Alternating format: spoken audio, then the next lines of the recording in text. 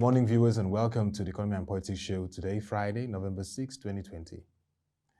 First, let's begin with what we'll be discussing, why restructuring is critical for Nigeria. We always discuss political developments every Friday as we mark the weekend.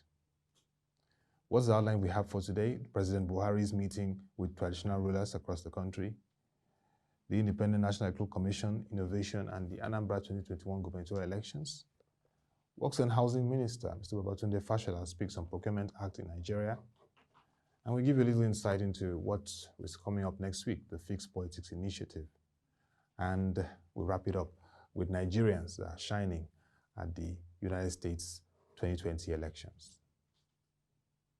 Let's begin with the fact that President Muhammadu Buhari yesterday in Abuja emphasized the imperative of support of traditional rulers in the administration's determination to address the demands of the country's youth. At a meeting in the State House with delegation of the National Council of Traditional Rulers of Nigeria, led by the Sultan of Sokoto, His Eminence Alhaji Dr.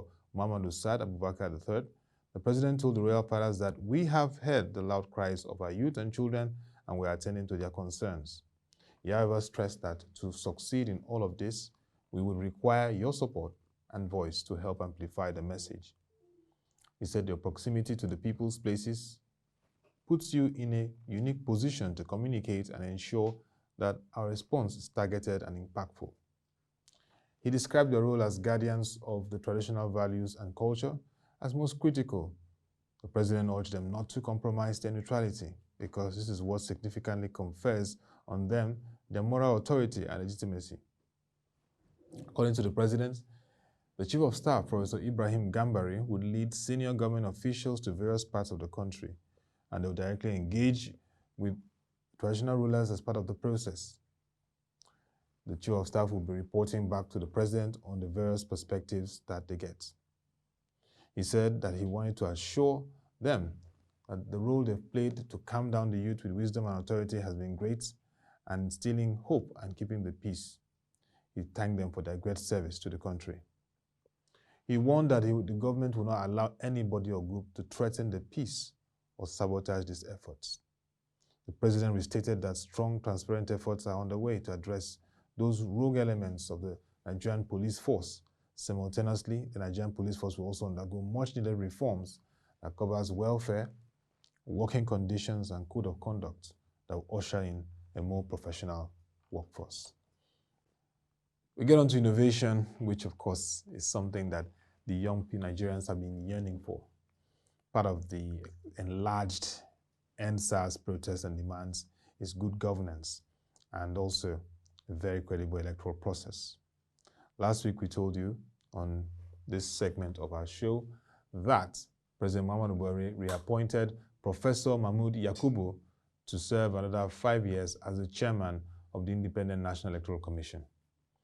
That reappointment was trailed by the need to leverage technology, improve innovation, and for the President to sign the Electoral Act that provides for that.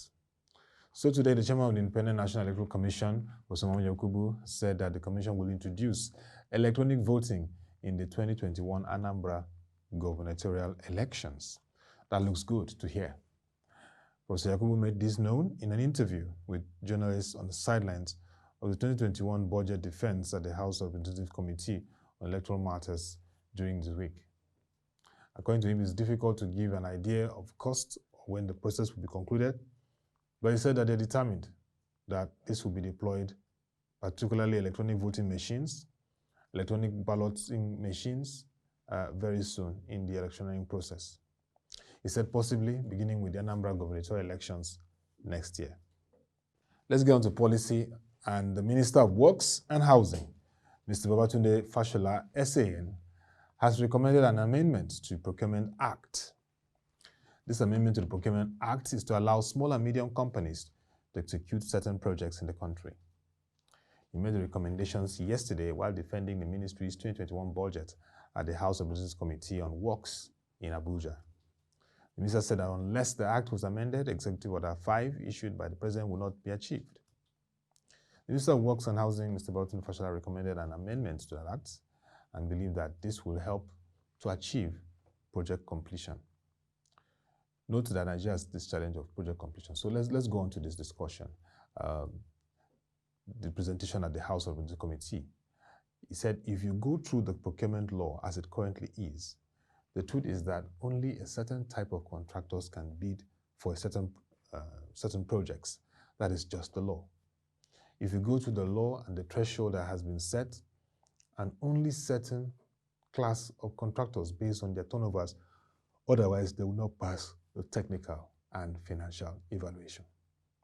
According to him, until we urgently revisit our procurement law in order to make it more accommodating of small and medium-sized companies in order to achieve the President's Order 5 of including local components and capacity contractors, then we won't really have the spread. Politics, they say, has a very key role in shaping the economies and shaping the entire society.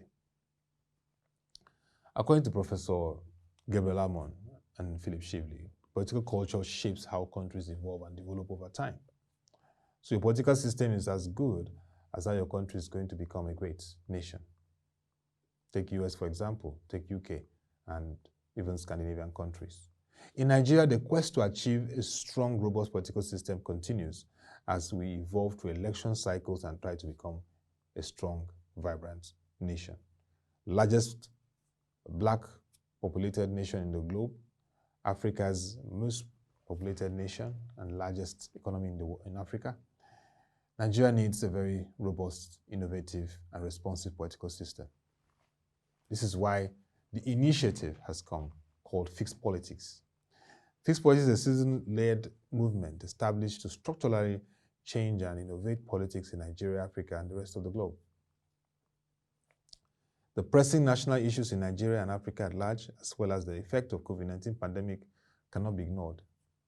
These events have reignited the commitment to elevate the office of the citizen to its rightful place in the country. According to a quote from a great thinker, those who govern a country should be the best and the brightest of the land. If leaders don't have a thorough knowledge of what they are talking about, their speeches will be a silly parcel of empty words and the actions will be dangerously misguided. Cicero, the great thinker, said. In actual terms, 82% of Nigerians are less than 40 years. That's the current demographic analysis. So Nigeria's population dynamics shows that it will have at least more than 200 million people below the age of 30 by 2050. What a massive demography. So by 2050, over 200 million under 40, under 30.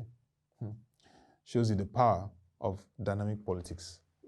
And that is why the Fixed Politics Initiative is coming on board to really, really set a new precedent of building leaders, structures, and systems that can transform Nigeria's socio-political system. We'll keep this pace because next week, 11th of November 2020, called 11/11, they'll be launching their initiative and we'll get to give you further updates and insight into what Fixed Politics is doing and why they are embarking on this journey. Because Nigeria needs total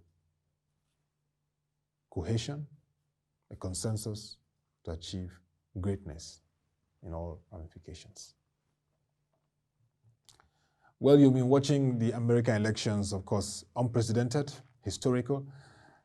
Over 100 million people came out to vote in the US elections. That is unprecedented in terms of, if you term political culture, you call that participative, active political culture.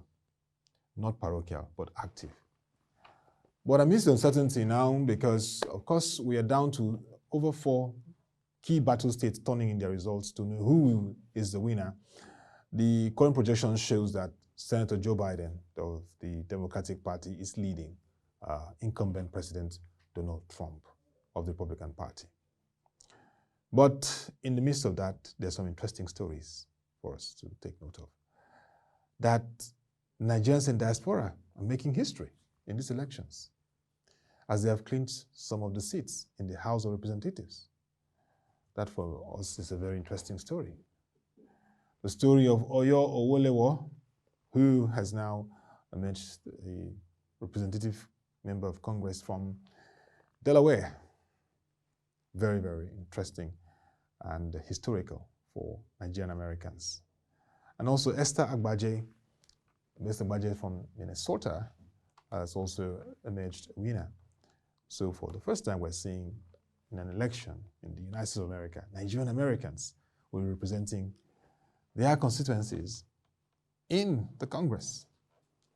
That is one positive story from the US elections. Amidst the uncertainty, amidst the quandary, the ambiguity, as an analyst would say, there are some positives that Nigerian Americans are stepping up, and that for us is historical, that our rich diaspora are now getting involved in legislation in the US.